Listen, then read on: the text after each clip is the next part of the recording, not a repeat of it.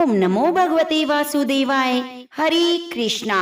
प्रिय भक्तजनों, आज फाल्गुन मास के कृष्ण पक्ष की एकादशी तिथि है। इस एकादशी को विजय एकादशी के नाम से जाना जाता है। कुछ स्थानों पर इसे विजय ग्यारस भी कहते हैं। पद्म पुराण के अनुसार स्वयं भगवान श्री कृष्ण जी ने युधिष्ठिर को विजय एकादशी का महत्व बताते हुए कहा था कि मनुष्य की इस जन्म और पूर्व जन्म के सभी पापों का नाश करने वाली विजय एकादशी उत्तम तिथि है। जो मनुष्य स्त्री पुरुष विजय एकादशी का व्रत करते हैं, इस कथा को सुनते हैं, पढ़ते हैं, तो उनकी सभी परिस्थितियां चाहे कितनी भी कठिन हो, उनमें विजय प्राप्त होती है। शत्रु विरोधी का समन हो जाता है और विभिन्न प्रकार के ऐश्वर्य मिलते हैं। यह एकादशी सभी मनोकामनाओं को पूरी करने वाली है। तो आज मैं आपको सुनाने जा रही हूँ विजय एकादशी की बड़ी ही दुर्लभ कथा। आप सभी भक्तजन बड़ी श्रद्धा और प्रसन्नचित मन से इन कथाओं को पूरा अवश्य सुनिएगा।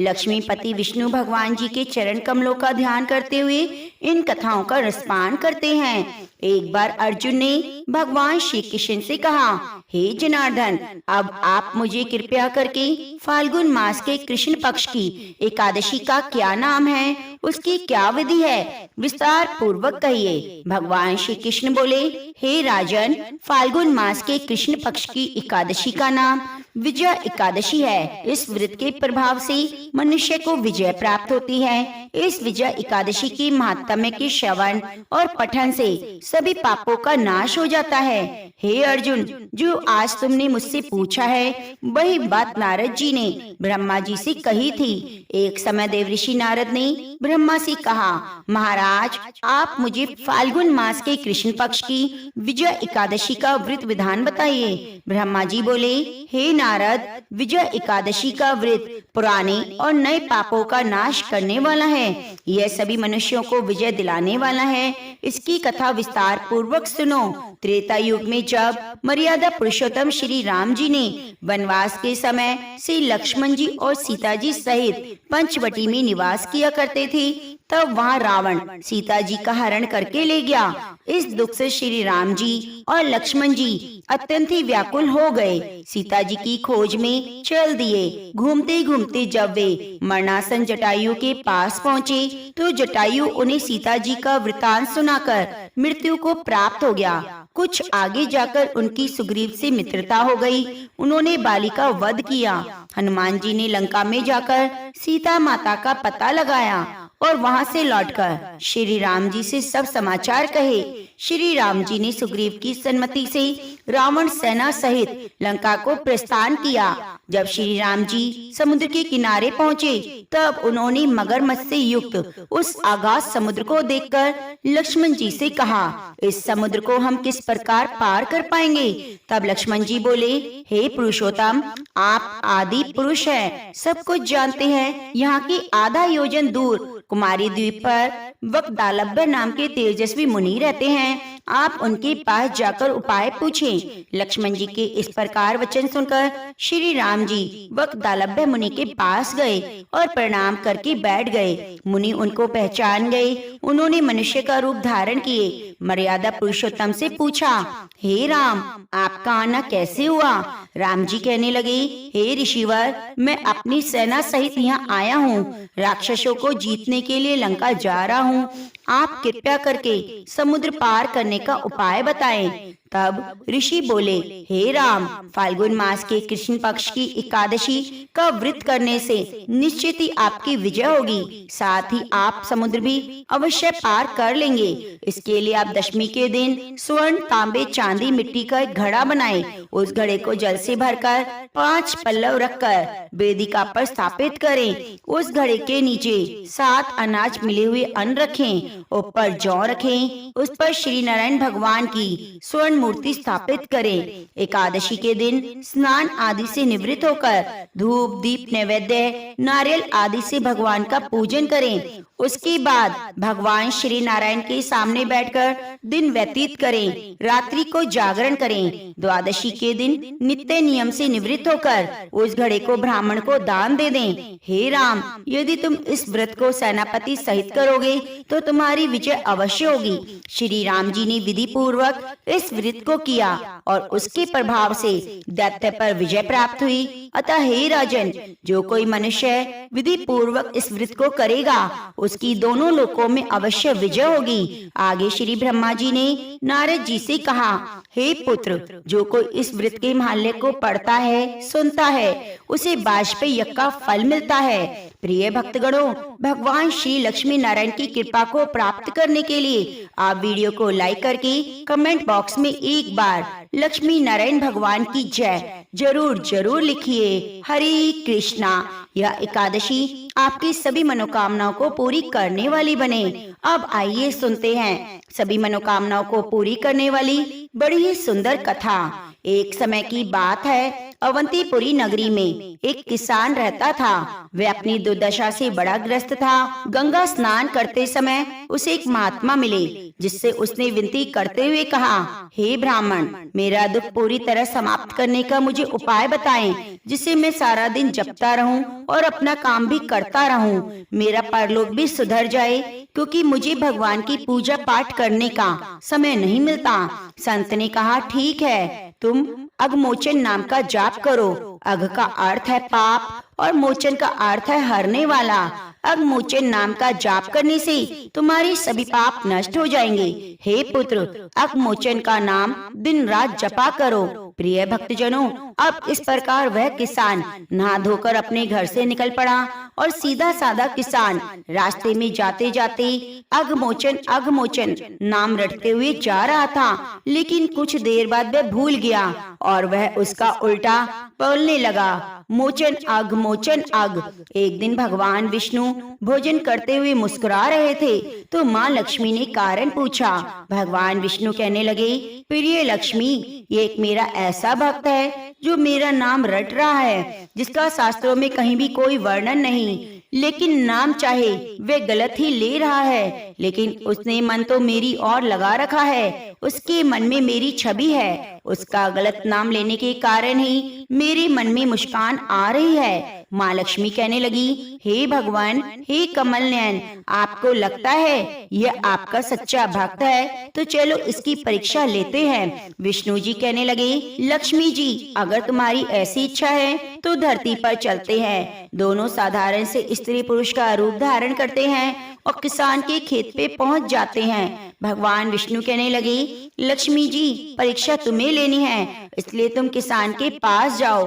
किसान के खेत के पास कुछ गड्ढे बने हुए थे, तो विष्णु जी कहने लगे, मैं उसमें जाकर छिप जाता हूँ, तुम जाकर किसान की परीक्षा ले लो। माँ लक्ष्मी उस किसान के पास गई और बार बार पूछने लगी, किसका नाम जप कर रहे हो? प्रिय भक्तजनों, किसान तो था थोड़ा मुंह फट, लेकिन फिर भी चुप रहा, इसलिए कि मेरे ध्यान में किसी प्रकार का कोई विघ्न ना पड़ जाए। वह मोचन अघ नाम रटता रहा। लक्ष्मी जी ने पूछना बंद नहीं किया, पूछती रही। फिर उन्होंने कहा, किसका नाम जप रहे हो? अब तो किसान को गुस्सा आ गया। वे खींचकर कहने लगा, तेरे भरतार पति का नाम जप रहा हूँ। अब तो लक्ष्मी जी सोचने लगी, शायद किसान ने मुझे पहचान लिया।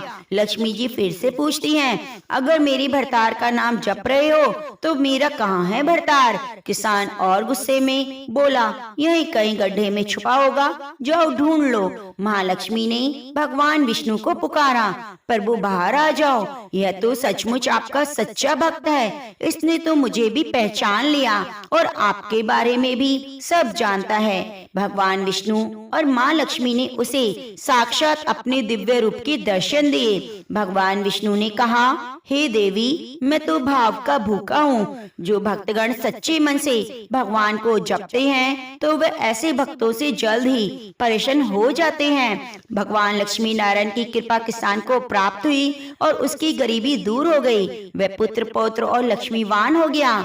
ऐसा कहते ही उस किसान के भाग्य बदल गए, वह धन संपत्ति से परिपूर्ण हो गया। तो प्रेम से बोलिए, लक्ष्मी नारायण भगवान की जय। जाको राखी साइया, मार सकी न कोई, बाल न बाका कर सकी, जो जगवैरी होए। केरल में सुधार्मिक नाम के एक बार एक राजा थे।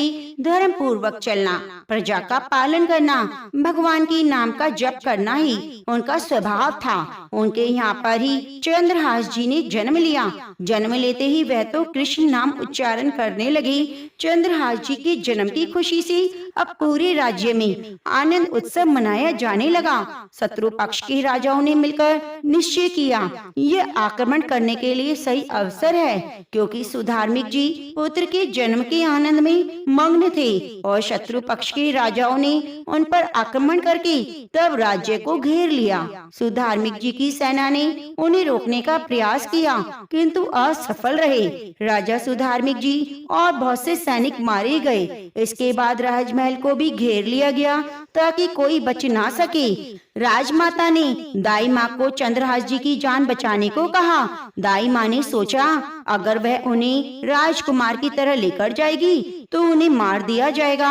दाई माँ ने झाड़ू पोछा लगाने वाली सेविका का रूप बनाया और कुछ दोने पतलों के नीचे चंद्रहास जी को छुपाकर बाहर निकली। सैनिकों ने ऊपर से देखा तो वे बोले, राजघराने से कुछ झूठे पत्तल आदि हैं, तो सैनिकों ने उन्हें जाने दिया। इस तरह से वे राजकुमार चंद्रहास को लेकर भाग गई और पहुंच गई कुंतलपुर, जहां उन्होंने मंत्री दुष्ट बुद्धि से प्रार्थना की, मैं सेवा कला में बड़ी प्रवीण हूँ और कृपया करके मुझे कुछ समय के लिए महल सेवा में रख लिया जाए। उन्होंने चंद्रहास जी को अपना पुत्र बतलाया, उनकी परीक्षा ली। राजघराने की सेविका होने के कारण वे परम प्रवीण थी, तो उन्हें सेवा में रख लिया गया।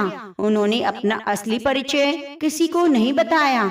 जब चंद्रहास जी 3 वर्ष के हुए तब दाई माँ की भी मृत्यु हो गई। अब उनकी देखभाल करने वाला कोई नहीं था। उनके मुख पर हर समय कृष्ण नाम चलता रहता। जब चंद्रहास जी 3 वर्ष के हुए तो उनकी दाई माँ ने उन्हें एक ही नाम सिखाया, कृष्ण मेरे पिता हैं, कृष्ण मेरी माँ है, कृष्ण मेरी सर्वस्व हैं। अब तो चंद्रहास जी दिन रात यही कहते रहते, कृष्ण मेरी माँ है, कृष्ण मेरे पिता हैं, कृष्ण मेरे सर्वस्व हैं। अचानक से दाई माँ की मृत्यु हो गई। अब चंद्रहास जी की देखभाल करने वाला कोई नहीं रहा।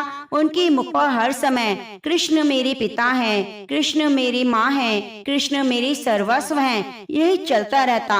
अब वे गलियों में भटकने लगे। उनको महल से निकाल दिया गया, क्योंकि दाई माँ की सेवा करने के कारण ही तो उन्हें महल में रखा गया था। 3 वर्ष के बालक चंद्रहास जी को गलियों में घूमता देखकर कोई उन्हें स्नान करा देता, कोई वस्त्र पहना देता, कोई भोजन करा देता। चंद्रहास जी हर समय यही कहते रहते, कृष्ण मेरे पिता हैं, कृष्ण मेरी माँ है, कृष्ण मेरी सर्वस्व हैं। श्री देव ऋषि नारद जी ने देखा, यह बालक तो कृष्ण कृष्ण बोलता रहता है, इस बालक का हरि के अलावा कोई भी नहीं। तब नारद जी ने उन्हें बुलाकर दुलार करते हुए कहा, सुनो, मैं तुम्हें एक अमोघ वस्तु देता हूँ। नारद जी उनके लिए एक छोटी सी शालिग्राम शिला लेकर आए तो नारद जी बोले, धो के पी लेना और दिखा के खा लेना, यही तुम्हारी सेवा पद्धति है। इसको स्नान करा देना और जो कुछ भी तुम्हें मिले इसको अर्पित करके फिर खा लेना। चंद्रहास जी ने सोचा, शालिग्राम शिला को धोने, स्नान कराने और भोग लगाने के लिए कोई पात्र तो होना चाहिए। तो उन्होंने पान की तरह शालिग्राम शिला को अपने मुख में ही रख लिया और उन्होंने सोचा, यही धुल जाएगी और चरणामृत भी पी लिया जाएगा और कुछ खाएंगे तो अर्पित भी हो जाएगा। अब नारद जी ने साथ ही उन्हें भगवान के मंत्र का भी उपदेश दिया था। मंत्री दुष्ट बुद्धि जिन्हें चंद्रहास जी की दाई माँ को आश्रय दिया था, उन्हें एक पुत्र थे, मदन मोहन जी, जो बहुत ही भागवत भाव वाले थे। उनकी एक पुत्री भी थी जिसका नाम था विषया। मदन जी के भक्तों को भोजन कराने का स्वभाव था, तो उन्होंने कई भक्तों और ब्राह्मण जनों को भोजन के लिए बुलाया। जब चंद्रहास जी खेलते खेलते वहीं चले गए, वहाँ प्रसादी खाने लगे। उन्हें बड़े बड़े ब्राह्मणों में एक ज्योतिष आश्चर्य भी थे। दुष्ट बुद्धि जी ने अपनी पुत्री विषया को सामने ले जाकर उनसे कहा, आप इनका हाथ देखकर बताइए, इनका वर कैसा होगा, उसका ऐश्वर्य कैसा होगा। तब ब्राह्मण ने आसपास दृष्टि डाली और फिर चंद्रहास जी की ओर इशारा करके बोले, यह इसका वर होगा। दुष्ट बुद्धि ने कहा, आपने शायद सही से रेखा नहीं देखी, यह तो दासी का लड़का है, ये भला हमारी पुत्री का वर कैसे बनेगा? ब्राह्मण बोले, मैंने तो सही सही भाग्य देखा और दक्षिणा लेकर चले गए। अब दुष्ट बुद्धि ने विचार किया, ये दरिद्र लड़का मेरी पुत्री का वर किसी कीमत पर नहीं बनना चाहिए। मैं इतने बड़े राज्य का महामंत्री, मेरी पुत्री का ऐसा दुर्भाग्य तो बिल्कुल नहीं होना चाहिए। अब उन्होंने निश्चय किया कि इसे आज ही मरवा दूंगा। उन्होंने तुरंत जल्लादों को बुलाया और बालक को ले जाओ और जंगल में इसे मारकर इसका कोई अंग मुझे काट कर दिखाओ, तो मुझे विश्वास हो सकेगा कि तुमने इसे मार डाला है। अब चंद्रहास जी इतने सुशील और प्यारे थे, कोई भी उनको मारने के लिए तैयार नहीं होता, इसलिए उसने शर्त रखी कि उसका कोई अंग काटकर मुझे प्रमाण में दिखाया जाए। जल्लादों ने चंद्रहास जी का हाथ पकड़ा और स्पर्श करते ही उनको ऐसा दुलार आने लगा मानो जैसे कोई माँ अपने बच्चे को दुलार करती है। वो आपस में कहने लगे, भाई जीवन हो गया लोगों को मारते मारते, कभी कोई पुण्य कर्म नहीं किया। ये इतना सुंदर बालक जो हमारे चित्त को चुरा रहा है, इस दुष्ट बुद्धि ने इसे मारने का आदेश क्यों दिया? इस जन्म में न जाने हमने कितनों को काटा है, पर पता नहीं आज क्या हो रहा है। मेरे हृदय में ऐसी हिम्मत नहीं मैं इस बालक को मार सकूं। दूसरे ने कहा, अगर तुम नहीं मारोगे तो तुम मारे जाओगे, कुछ न कुछ तो करना पड़ेगा। अब जल्लाद चंद्रहास जी को एकांत जंगल में ले गए और कहा, क्या तुम जानते हो हम तुम्हें कहाँ लाए हैं? चंद्रहास जी की आयु 5 वर्ष की हो चुकी थी। बोले, मुझे नहीं पता, आप मुझे यहाँ क्यों लाए हो? तब उन्होंने उत्तर दिया, हम जल्लाद हैं, दुष्ट बुद्धि ने तुम्हें मारने का हुक्म दिया है, इसलिए तुम्हें मरना तो पड़ेगा। अब जो तुम्हें चाहिए बोलो, पर हमारी इच्छा ना होते हुए भी हम तुम्हें मारेंगे। चंद्रहास जी बोले, मुझे तो कुछ नहीं चाहिए, बस थोड़ा सा समय चाहिए, मुझे मृत्यु का भय नहीं। यदि आप मारना चाहते हैं तो मैं नित्य पूजा कर लूं, वही मेरा नियम है, उसके बाद आप मुझे मार देना। उन्होंने कहा, हाँ हम तुम्हें समय देते हैं, तुम किसी को भी पुकार सकते हो, तुम जो कुछ करना चाहो कर सकते हो। चंद्रहास जी ने कहा, भला मैं किसको पुकारूं? मैं तो अनाथ हूँ, मेरे कृष्ण ही मेरे पिता हैं, कृष्ण मेरी माँ है, कृष्ण मेरा सर्वस्व है, वही मेरे एकमात्र आश्रय प्रभु हैं। ऐसा कहते हुए चंद्रहास जी ने आंसू बहाते हुए शालिग्राम जी को अपने मुख से निकाला और बोले, प्रभु मुझे तो कोई ज्ञान नहीं, आपकी सेवा कैसे की जाए? मैं तो अपने मुख में आपको रखता हूँ। अब आज मेरे जीवन का अंत होने जा रहा है, बस यही प्रार्थना करता हूँ मैं आपके ही समीप पहुँचकर आपका स्मरण करूँ, आपसे कभी अलग ना हूँ। ऐसा कहकर चंद्रहास जी ने जल्लादों की तरफ देखा और इशारा किया, अब मुझे मार दो। अब एक जल्लाद उसका भाव देखकर बैठ गया। दूसरे भाई से बोला, तुम ये दुष्ट बुद्धि मुझे मार देगा, लेकिन मैं इस बालक को नहीं मार पाऊंगा, मुझ में हिम्मत नहीं। दूसरे जल्लाद ने भी सहमति देते हुए कहा, इस बालक में तो कुछ तो विशेषता है, इसके पैरों को देखो, बाएं पैर में छठी उंगली है, हम इसको ही काट कर ले जाते हैं और उसके प्रमाण भी सत्य हो जाएगा कि हमने इसे मार दिया। इसके बाद भला कौन इस बालक को ढूंढेगा? यूं ही इसे जंगल में छोड़ देते हैं। जल्लादों ने ऐसा ही किया और जाकर दुष्ट बुद्धि को कटी हुई उंगली दिखा दी कि बालक का वध करके आए हैं। जंगल में चंद्रहास जी की जो उंगली काटी गई थी, वहाँ से रक्त प्रवाह हो रहा था। हे कृष्ण, हे जगन्नाथ, हे वासुदेव, हे जनार्दन, कृष्ण मेरे पिता हैं, कृष्ण मेरी माँ है, कृष्ण मेरे सर्वस्व हैं। ऐसा नाम उच्चारण करते हुए बालक चंद्रहास मूर्छित हो गए। करुण पुकार सुनकर मृग श्रावक और सब पंछी आदि ने आकर चंद्रहास को घेर लिया। बीच में कृष्ण गोविंद दामोदर माधव और बीच में कृष्ण गोविंद दामोदर माधव ऐसे उच्चारण करते रहे। कुंतलपुर के ही अधीन एक चंदरपुर नाम की राजनगरी थी। वहाँ के राजा को पुत्र प्राप्त नहीं था। चंदनपुर के राजा कुंतलपुर को कर दिया करते थे और उस दिन वह कर देने कुंतलपुर जा रहे थे। उन्होंने वे जंगल में बहुत से मृग और पक्षियों को एक जगह को घेरे हुए देखा तो वे रुक गए। कौतूहलवश उन्होंने जाकर देखा तो एक दिव्य तेजो में बालक मूर्छित अवस्था में पड़ा था। उसकी पैर की उंगली से रक्त बह रहा था। उन्होंने झट से चंद्रहास जी को गोद में उठाया और आनंदित हो गए। मेरा दान पुण्य सफल हुआ, जो मुझे सुंदर बालक मिला। अब राजा चंद्रहास को लेकर घर आए। हृदय में भगवान का बार बार कृपा प्रसाद मानते रहे कि भगवान ने मुझे ऐसा पुत्र दिया। उन्होंने चंद्रहास जी से पूछा, बेटा बताओ तुम्हारे माता पिता कौन हैं? तो उन्होंने कहा, कृष्ण मेरे पिता हैं, कृष्ण मेरी माँ है, कृष्ण मेरे सर्वस्व हैं। राजा समझ गए कि भगवान ने ही कृपा करके मुझे ऐसे महाभागवत पुत्र दिया है। अब तो राज्य में बड़ा उत्सव मनाया गया। राज सिंहासन का अग्रिम अधिकारी युवराज पद चंद्रहास को दे दिया गया। पूरे राज्य में आनंद की वर्षा होने लगी। तब राजा ने विचार किया, ऐसा प्रतापी भक्त हमारे यहाँ आया तो अब हमें किसी को कर देने की आवश्यकता नहीं। जब लगातार 3 बार कर नहीं पहुँचा तो सम्राट ने मंत्री को इस समस्या को सुलझाने का आदेश दिया। उन्होंने कहा, जाकर पता लगाओ 3 बार से कर क्यों नहीं भेजा गया। अब मंत्री चंदनपुर राज्य में पहुंचा। वहाँ चंद्रहास जी का ऐसा प्रभाव था कि सब कृष्ण भजन करते और आनंद से रहते। दुष्ट बुद्धि ने उन्हें पहचाना और सोचा, ये तो वही बालक है। और फिर विचार किया, ये तो बहुत अनिष्ट हो गया। हमने तो इसे मारना निश्चित किया था, जिल्लादों ने इसको छोड़ दिया। अब तो वह राजा का राजकुमार बन गया है। उन्होंने राजा से कहा, पहली बात, इस बालक को युवराज पद पर बिठाने से पहले तुम्हें सम्राट को सूचना देनी चाहिए थी। और दूसरी बात, अभी तक तुमने कर नहीं दिया। सम्राट चाहे तो एक क्षण में तुम्हारे राज्य को नष्ट कर देगा। अब चंदनपुर के राजा ने हाथ जोड़कर कहा, महाराज केवल आप ही हमारी रक्षा कर सकते हैं। मंत्री के मन में था कि किसी भी तरह चंद्रहास जी को मरवाना पड़ेगा, क्योंकि ब्राह्मण ने बताया था वे उसकी पुत्री के वर होंगे। मंत्री ने कहा, यदि आप चंद्रहास जी को सम्राट के पास भेज देते हैं तो वे निश्चित ही प्रसन्न हो जाएंगे और आपके अपराध को क्षमा कर देंगे। राजा ने बात स्वीकार कर ली। मंत्री दुष्ट बुद्धि ने एक चिट्ठी लिखी और चंद्रहास को देते हुए कहा, इसे खोलकर मत पढ़ लेना। वह पहुँचते ही यह चिट्ठी मेरे पुत्र मदन मोहन को देना।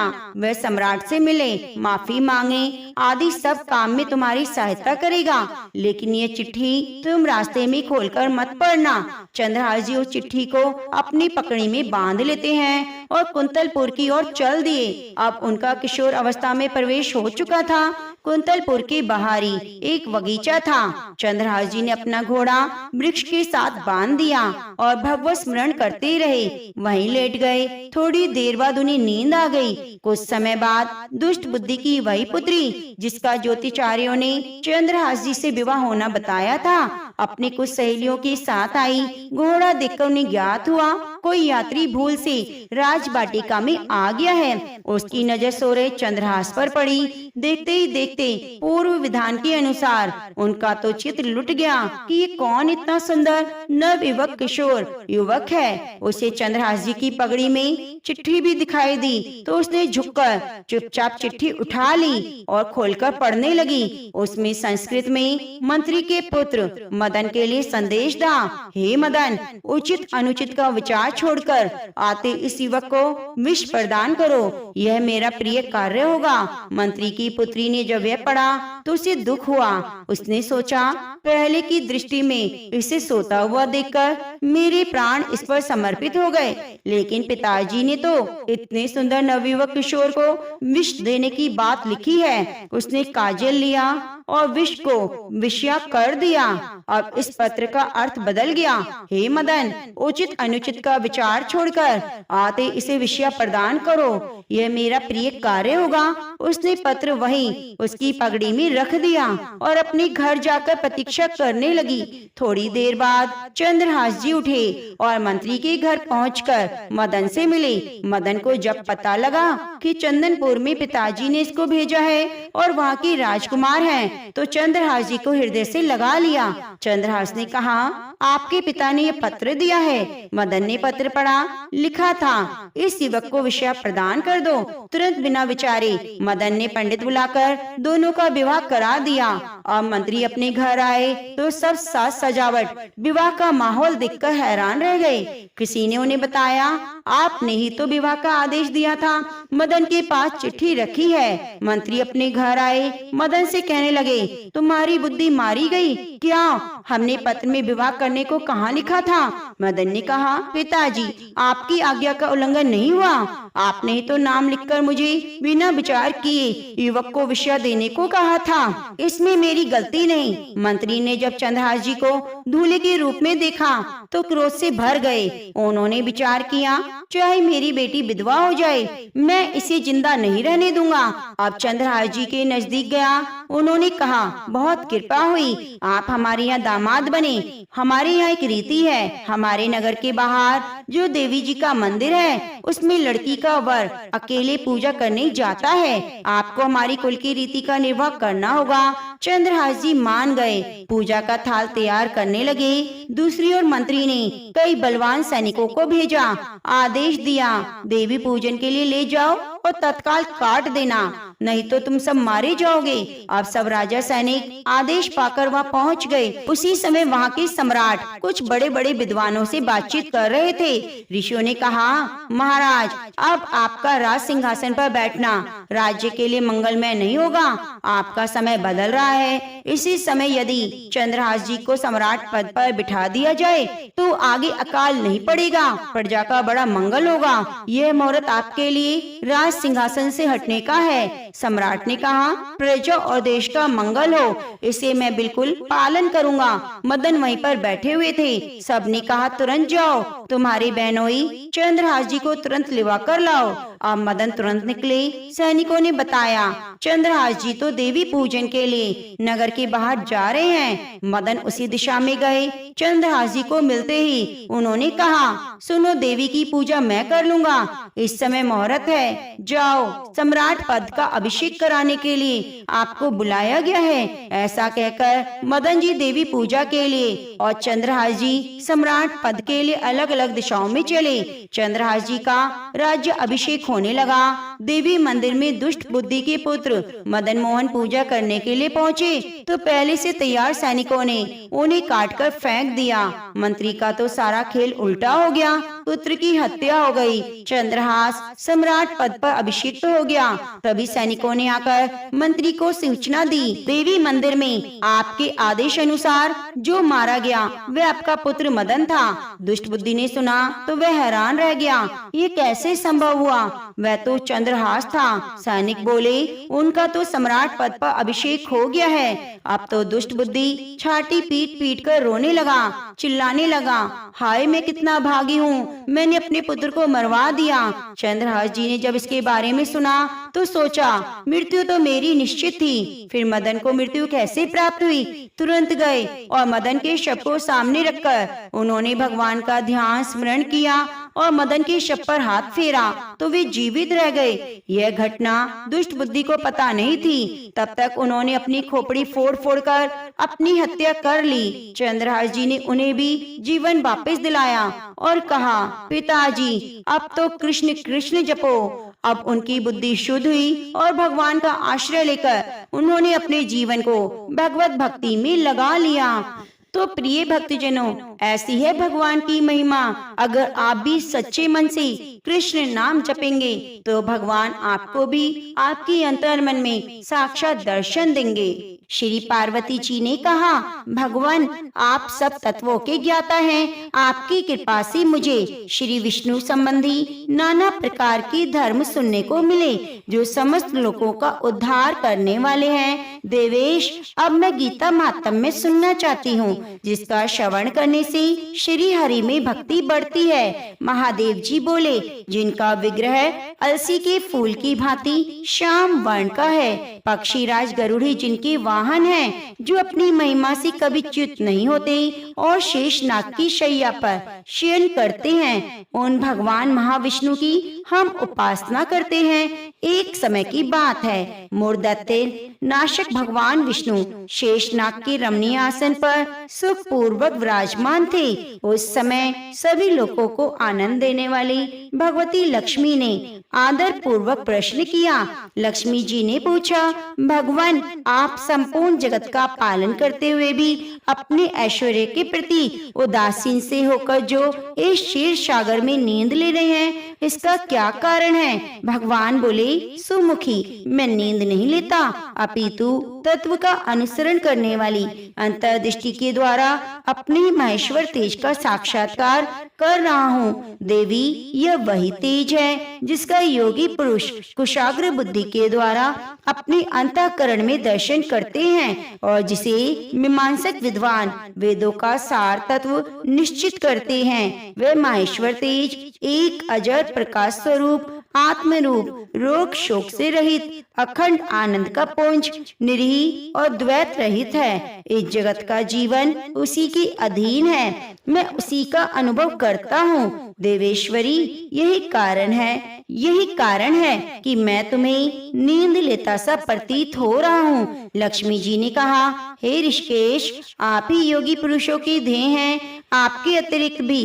कोई ध्यान करने योग्य तत्व है, यह जानकर मुझे बड़ा कौतूहल हो रहा है। इस चराचर जगत की सृष्टि और संहार करने वाले स्वयं आप हैं, आप सर्व समर्थ हैं। इस प्रकार की स्थिति में होकर भी यदि आप उस परम तत्व से भिन्न हैं, तो मुझे बताइए। भगवान बोले, प्रिय, आत्मा का स्वरूप द्वैत और अद्वैत से पृथक, भाव अभाव से मुक्त, आदि अंत से रहित है। शुद्ध ज्ञान के प्रकाश से उपलब्ध होने वाला परमानंद स्वरूप होने के कारण एकमात्र सुंदर है, वही मेरा ईश्वरीय रूप है। आत्मा का एकत्व ही सबके द्वारा जानने योग्य है। गीता शास्त्र में इसी का प्रतिपादन हुआ है। अमित तेजस्वी भगवान विष्णु के वचन सुनकर लक्ष्मी देवी ने शंका उपस्थित करते हुए कहा, भगवान, यदि आपका स्वरूप स्वयं परमानंद मैं और मन वाणी की पहुँच के बाहर है, तो गीता कैसे उसका बोध कराती है? मेरे संदेह का आप निवारण करें। भगवान बोले, सुंदरी सुनो, मैं गीता में अपनी स्थिति का वर्णन करता हूँ। क्रमशः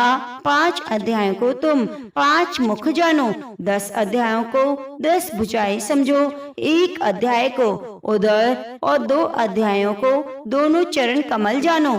इस प्रकार ये 18 अध्यायों की बाग में ईश्वरीय मूर्ति ही समझनी चाहिए। ये ज्ञान मात्र से ही महान पातकों का नाश करने वाली है।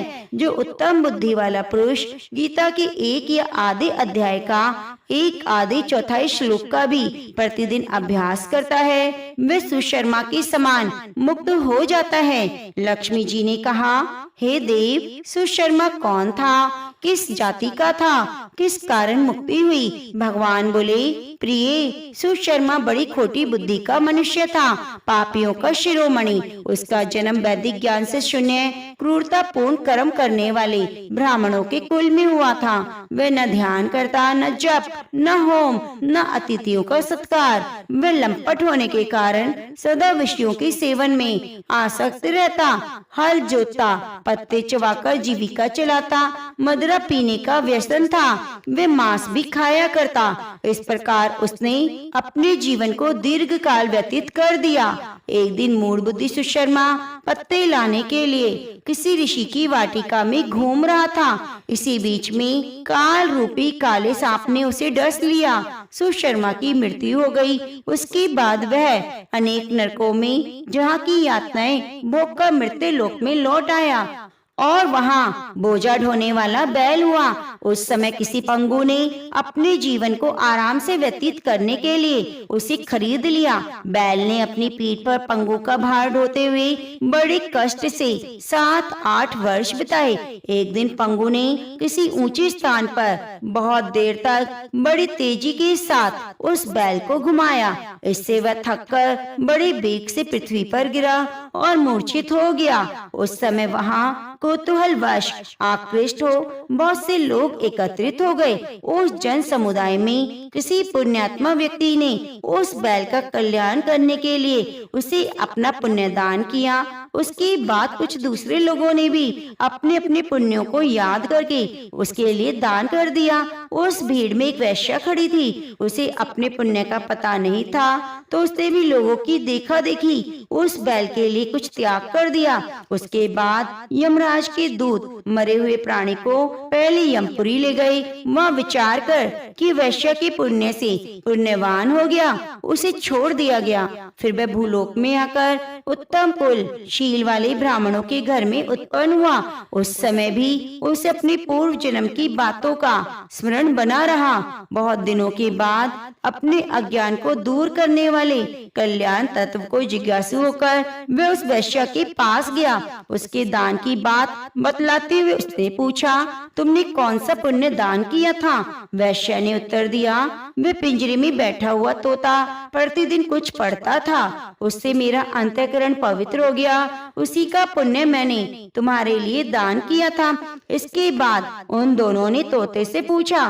तब तोते ने अपने पूर्व जन्म का स्मरण करके प्राचीन इतिहास कहना आरंभ किया। शुक बोला, पूर्व जन्म में मैं विद्वान होकर भी विद्वता के अभिमान से मोहित रहता था। मेरा राग द्वेष इतना बढ़ गया कि मैं गुणवान विद्वानों के प्रति भी ईर्ष्या भाव रखने लगा। फिर समय अनुसार मेरी मृत्यु हो गई। मैं घृणित लोकों में भटकता फिरा।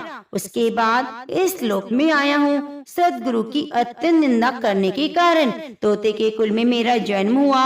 पापी होने के कारण छोटी अवस्था में मेरा माता पिता से वियोग हो गया। एक दिन मैं ग्रीष्म ऋतु में तपे हुए मार्ग पर पड़ा था। वहाँ कुछ श्रेष्ठ मुनि मुझे उठा लाए और महात्माओं के आश्रम में भीतर पिंजरे में मुझे बंद कर दिया। वहीं मुझे पढ़ाया गया। ऋषियों के बालक बड़े आदर के साथ गीता के प्रथम अध्याय की आवृत्ति करते थे। उसी को सुनकर मैं बारंबार पाठ करने लगा। इसी बीच में चोरी करने वाले बहेलिये ने मुझे वहाँ से चुरा लिया। उसके बाद उस देवी ने मुझे खरीद लिया। यही मेरा वृतांत है जिसे आप लोगों को बता दिया।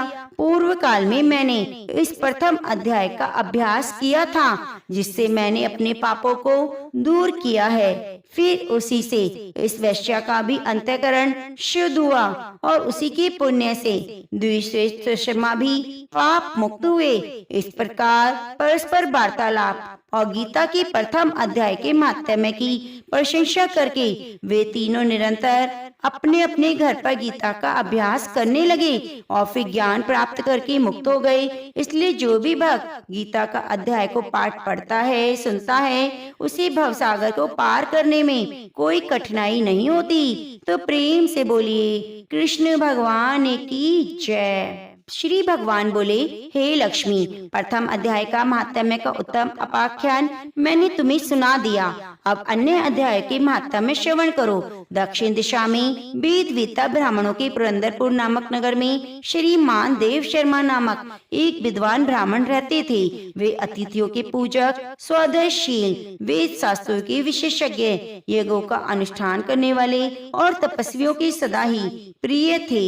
उन्होंने उत्तम द्रव्यों के द्वारा अग्नि में हवन करके दीर्घ काल तक देवताओं को तृप्त किया, किंतु उन धर्मात्मा ब्राह्मण को कभी सदा रहने वाली शांति ना मिली। वे परम कल्याण में तत्व का ज्ञान प्राप्त करने की इच्छा से प्रतिदिन प्रचुर सामग्रियों के द्वारा सत्य संकल्प वाले तपस्वियों की सेवा करने लगे।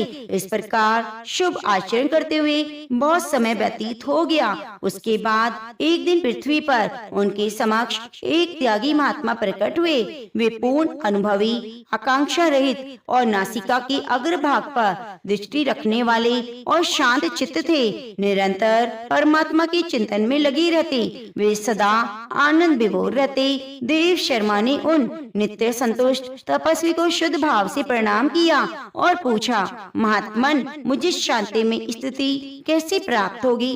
तब उन आत्मज्ञानी संत देव शर्मा को शौरपुर ग्राम के निवासी मित्रवान का, जो बकरियों का चरवाहा था, परिचय दिया और कहा वही तुम्हें उपदेश देगा। यह सुनकर देव शर्मा ने महात्मा के चरणों की वंदना की और समृद्धशाली शौरपुर ग्राम में पहुंचकर उत्तर भाग में एक विशाल वन देखा। उसी वन में नदी के किनारे एक शिला पर मित्रवान बैठा था। उसके नेत्र आनंद से निश्चल हो रहे थे। वह अपलक दृष्टि से देख रहा था। वह स्थान आपस का स्वाभाविक स्वाभाविक पैर छोड़कर एकत्रित हुए। परस्पर विरोधी जंतुओं से घिरा था। वहाँ उद्यान में मंद मंद वायु चल रही थी। मृगों के झुंड शांत भाव से बैठे थे। मित्रबान दया से भरी आनंदमयी मनोहारिणी दृष्टि से पृथ्वी पर मानो अमृत छिड़क रहा था। इस रूप में उसे देखकर देव शर्मा का मन प्रसन्न हो गया। वे उत्सुक होकर बड़े विनय के साथ मित्रवान के पास गए। मित्रवान ने भी अपने मस्तक को किंचित नवाकर देव शर्मा का सत्कार किया। तदंतर विद्वान देव शर्मा अनन्य चित्त से मित्रवान के समीप गए और उनके ध्यान का समय समाप्त हो गया। उस समय उन्होंने अपने मन की बात पूछी। हे महाभाग, मैं आत्मा का ज्ञान प्राप्त करना चाहता हूँ। मेरे मनोरथ की पूर्ति के लिए मुझे किसी ऐसे उपाय का उपदेश दो जिसके द्वारा मुझे सिद्धि प्राप्त हो सके। देव शर्मा की बात सुनकर मित्रवान ने एक क्षण तक तो विचार किया। उसके बाद कहा, हे विद्वान, एक समय की बात है, मैं वन के भीतर बकरियों की रक्षा कर रहा था। इतने में एक भयंकर व्याघ्र पर मेरी दृष्टि पड़ी जो मानो सबको ग्रास लेना चाहता था। मैं मृत्यु से डरता था, इसलिए व्याघ्र को आते ही बकरियों के झुंड को आगे करके वहाँ से भाग चला। किंतु एक बकरी तुरंत ही सारा भय छोड़कर नदी के किनारे उस बाग के पास बेरोक टोक चली गई। फिर तो व्याघ्र भी द्वेष छोड़कर चुपचाप खड़ा हो गया। उसे इस अवस्था में देखकर बकरी बोली, व्याघ्र, तुम्हें तो अभिष्ट भोजन प्राप्त हुआ है। मेरे शरीर से मांस निकालकर प्रेम पूर्वक खाओ। तुम इतनी देर से क्यों खड़े हो? तुम्हारे मन में मुझे खाने का विचार क्यों नहीं आता? व्याघ्र बोला, बकरी, इस स्थान पर आते ही मेरे मन से द्वेष का भाव निकल गया।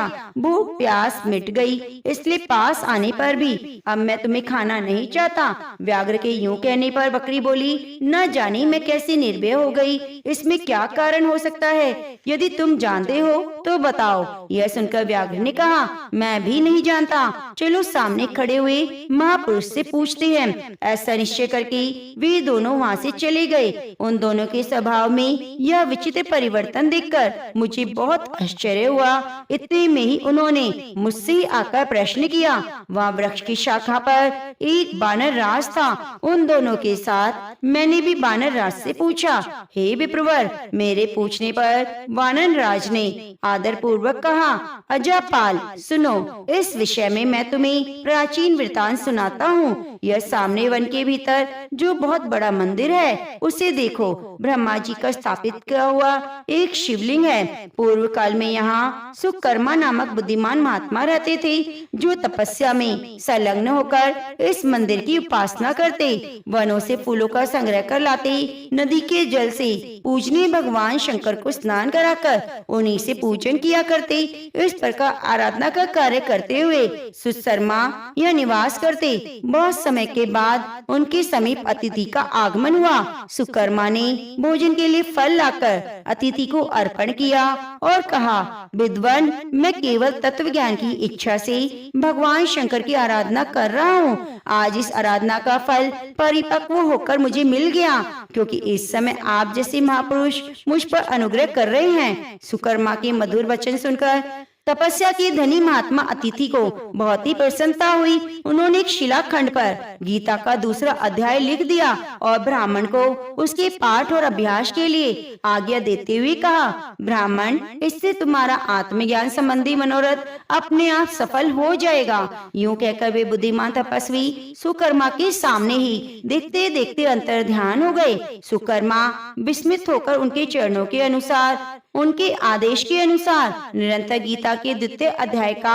अभ्यास करने लगा। उसके बाद दीर्घ काल के बाद अंतःकरण शुद्ध होकर आत्मज्ञान की प्राप्ति हुई। फिर वे जहाँ जहाँ गए वहाँ का तपोवन शांत हो गया। उनमें शीत उष्ण राग द्वेष आदि बाधाएं दूर हो गई। इतना ही नहीं, उस स्थान पर भूख प्यास का कष्ट भी जाता रहा। भय का सर्वथा अभाव हो गया। यह सब द्वितीय अध्याय का जप करने वाले सुकर्मा ब्राह्मण की तपस्या का प्रभाव समझो। मित्रबान कहता है, मानव राज के यूं कहने पर मैं प्रसन्नता पूर्वक बकरी और बाघ के साथ उस मंदिर को गया जहाँ पर शिलाखंड लिखे हुए गीता के द्वितीय अध्याय को मैंने देखा और पढ़ा। उसी की आवृत्ति करने से मैंने तपस्या का पार पा लिया है। तुम भी सदा द्वितीय अध्याय की आवृत्ति किया करो, इससे तुम्हारी मुक्ति दूर नहीं। श्री भगवान बोले, हे प्रिय मित्रबान के इस प्रकार आदेश देने पर देव शर्मा ने उनका पूजन किया और उसे प्रणाम करके पुरंदरपुर की राह ली। वहाँ किसी देवालय में पूर्वोक्त आत्मज्ञानी महात्मा को पाकर उन्होंने सारा वृतांत निवेदन किया और सबसे पहले उन्हीं से द्वितीय अध्याय को पढ़ा। उनसे उपदेश पाकर सुधा अंतःकरण वाले देव शर्मा प्रतिदिन बड़ी श्रद्धा के साथ द्वितीय अध्याय का पाठ करने लगे। जब से प्रशंसा के योग्य पद को प्राप्त किया, हे लक्ष्मी, ये द्वितीय उपाख्यान मैंने तुमसे कहा, तो प्रेम से बोलिए, लक्ष्मी नारायण भगवान की जय।